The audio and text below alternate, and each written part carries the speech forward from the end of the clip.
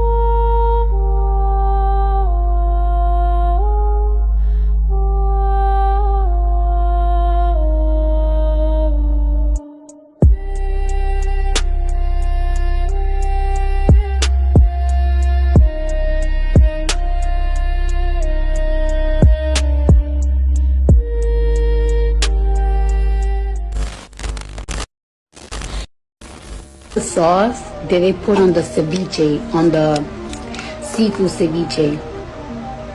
Now, I don't want to eat too much raw fish, but I love the sauce. Even though the one, hold on. Now this is where she trying to fight from being in the sunken place right now. Even though the one, there is no way you can't finish your sentence. hold on. Even though the one,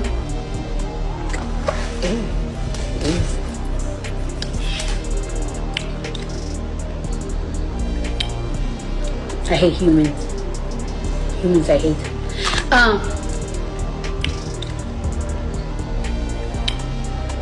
I hate humans. So, people normally say, like, this is if you have hatred, right? Because you would think you would associate yourself with humans if you're a human, right? So, because the entity took over that time, the entity was irritated because of the fact that they're in a human body, right? And they have to do specific things, right? So they can't take over the body at all times. This is why she randomly, she, whatever entity is inside of that thing, said, I hate humans. Why would you disassociate yourself from being human if you're already human? These creatures exist, and mankind does not rule the world. Shadows in the water, moonlight on the trees, mist upon the river, carried on the breeze. Stars above are singing, stories old and new. Silver night is dreaming, bathed in midnight blue. Echoes in the silence, mysteries unfold. River keeps its secrets, stories never told. Guide me through the branches, by the silent stream. In the heart of darkness, find a tranquil dream.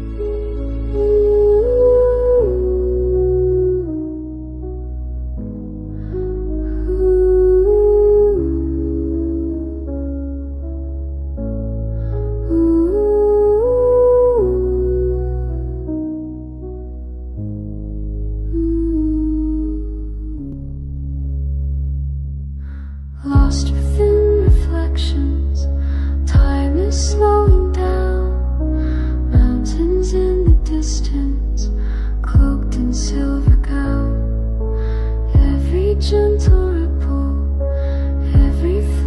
star pulls me with the promise gently from afar. Echoes in the silence, mysteries unfold. River keeps its secrets, stories never told. Guide me through the branches by the silent stream. In the heart of darkness, find a tranquil dream. Everybody listen up. The reptilians speak through them. Dear friends, for 2 years now, we have been witnessing a global coup d'etat in which a financial and ideological elite has succeeded in seizing control of part of the national government, public and private institutions, the media, the judiciary, politicians and religious leaders. All of these, without distinction, have become enslaved to these new masters who ensure power, money and social affirmation to their accomplices. Fundamental rights, which up until yesterday were presented as inviolable, have been trampled underfoot in the name of an emergency. Today, a health emergency. Tomorrow, an ecological emergency. And after that, an internet emergency. This global coup d'etat deprives citizens of any possibility of defense, since the legislative, executive, and judicial powers are complicit in the violation of law, justice, and the purpose for which they exist. It is a global coup d'etat because this criminal attack against citizens extends to the whole world, with every very rare exception. It is a world war where the enemies are all of us, even those who unwittingly have not yet understood the significance of what is happening. It is a war fought not with weapons, but with illegitimate rules, wicked economic policies, and intolerable limitation of natural rights. Supranational organizations, financed in large measure by the conspirator of this coup d'etat, are interfering in the government of individual nations and in the lives, relationships, and health of billions of people. They are doing it for money, certainly, but even more, so in order to centralize power so as to establish a planetary dictatorship. It is the Great Reset of the World Economic Forum, the Agenda 2030 of the United Nations. It is the plan of the New World Order, in which a universal republic enslaves everyone. It is necessary to form an international anti-globalist alliance which gathers all those who want to oppose the dictatorship, who have no intention of becoming slaves to a faceless power. If the attack is global, the defense must also be global. I call upon rulers, politicians and religious leaders, intellectuals and all people of goodwill inviting them to unite in an alliance that launches an anti-globalist manifesto, refuting point by point the errors and deviation of this dystopia of the New World Order.